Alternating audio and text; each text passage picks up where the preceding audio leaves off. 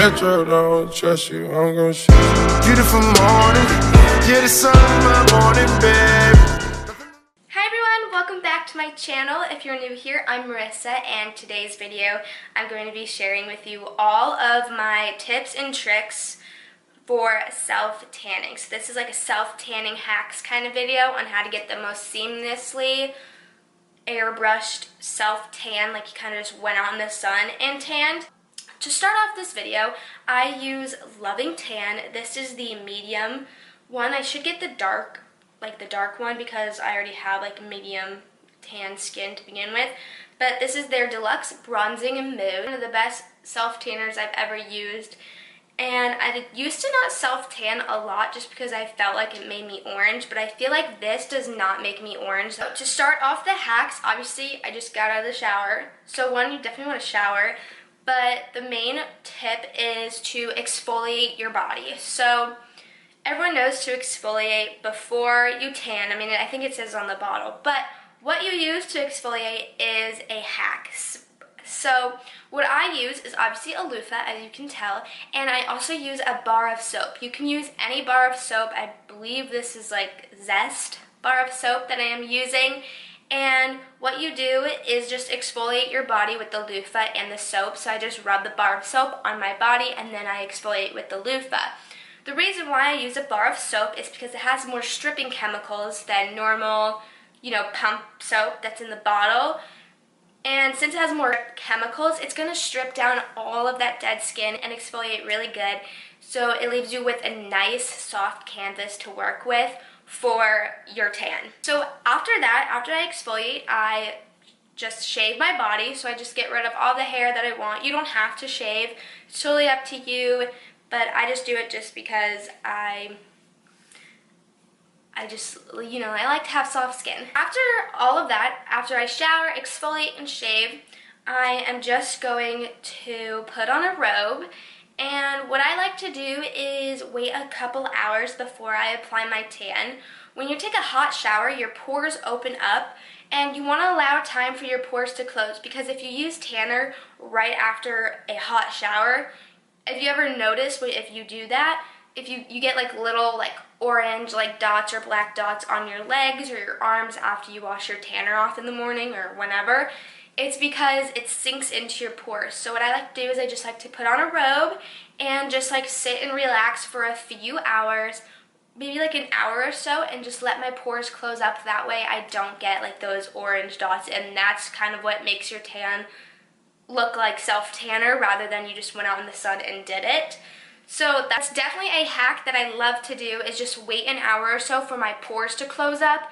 Also, before I apply my tanner after I get out of the shower, I will apply lotion to the areas that are most dry or pick up the most product, like my ankles or my elbows, definitely on my hands, and of course my face. So that way, when I apply my tanner, it won't bunch up in that area. This is a big hack if you get if your elbows are super dry or you put tanner on them and you notice that they get really orange, or same with your knees. Put lotion on before and then wait for your pores to close up, and then that way the tanner won't stick to those dry patches. That's another really big hack that I love to do, because my knees, when I self-tan, sometimes they can look a little bit dirty and orange. So when I apply the lotion before the tanner, it really helps to prevent that, and that way my knees don't look dirty and then I just rub mud on my knees. After I, put my lotion on and I waited an hour or so for my pores to close up, then I'm going to be going in with my tanner. So, like I said, I use a Loving Tan, the Deluxe Bronzing Mousse in medium, just because I'm already tan, but I just like to get a little bit, tanner. I would like to be a little bit tanner, so that's why I use the medium one. It's perfect for that if you have medium skin. But if you want to be darker, go for the dark one. And I believe they have they're just medium and dark. So yeah. But the reason why this is a hack is because I use latex gloves that have so they're powder-free latex gloves, and I'll leave a photo right here. I didn't film myself putting the tanner on because I already have tanner on from the other day, and I totally forgot to film that part, so I know, worst YouTuber in the world. But anyways, I love to use latex gloves, the powder-free latex gloves you can get at Walgreens, CVS, Walmart, whatever, you know, like the doctor gloves. And I'll leave a photo right here for you guys. But I feel like I learned this hack from someone on YouTube. I forgot her name, but oh my gosh, it literally saved my life. So I used to use a tanning mitt, and I find that the tanning mitt soaks up a lot of product, which it does, and it makes it harder to just like rub around and get an even application. But when you use latex gloves, it's not going to soak up that product. So you're getting a nice like even like layer on your body, and since it doesn't soak up the product, you're putting more product on, so that way you have a nicer tan, and you can definitely build it up. I find with the latex gloves, it's not streaky. It's really easy to rub around just because they are kind of like slippery, so it's really nice to rub around. I feel like the mitt kind of left me streaks, and it was really hard to like, you know, like blend out on certain areas because there was like no more product on the glove since it like soaked it all up, you know? So latex gloves is a big hack because it will literally save your life. So once I do that, for my feet and like ankles and like my arms, because you know like how sometimes you can get like where it's like different color from your palm to your like forearm. So the reason why I don't is because to apply in those areas like my knees, my elbows, my face, I use a makeup brush. So this one is by Bare Minerals. I don't remember this. I got this a long time ago, but it's a synthetic brush, but it's very fluffy. So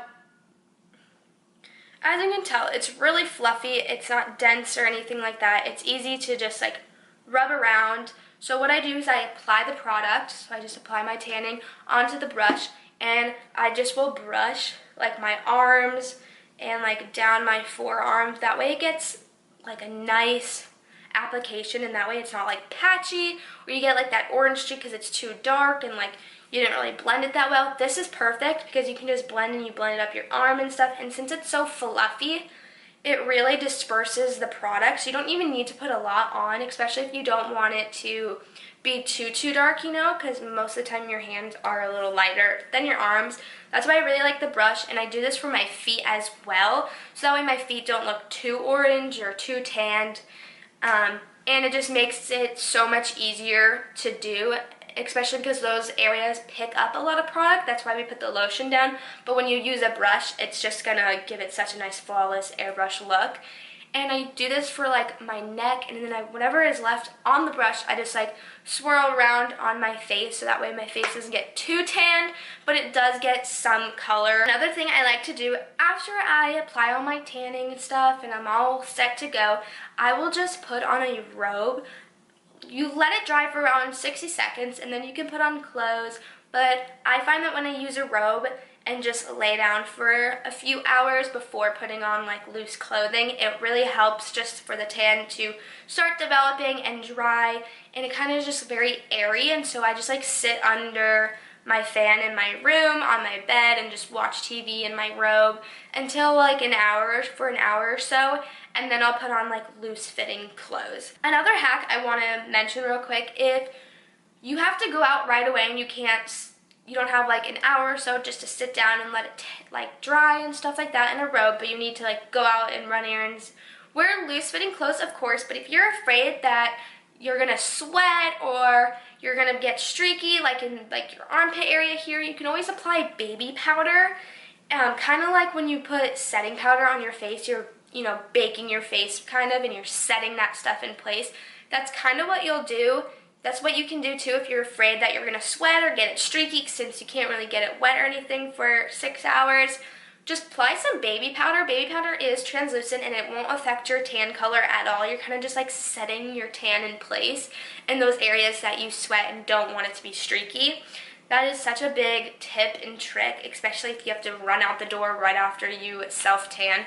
Highly recommend that. After 6 hours, you go and wash it off. I kind of just use a loofah, but I do it with a light hand and kind of just get off that excess tan. And then you'll be tanned and bronzed, and you're a bronze goddess. and nobody will ever know that you self-tan because it's going to look so flawless in airbrush if you follow these tips and tricks. That completes my hack video on self-tanning. I hope it was really helpful, and I hope you guys took some tips and tricks out of it and use it for your tanning. Give this video a big thumbs up, subscribe, and I'll see you guys in my next video.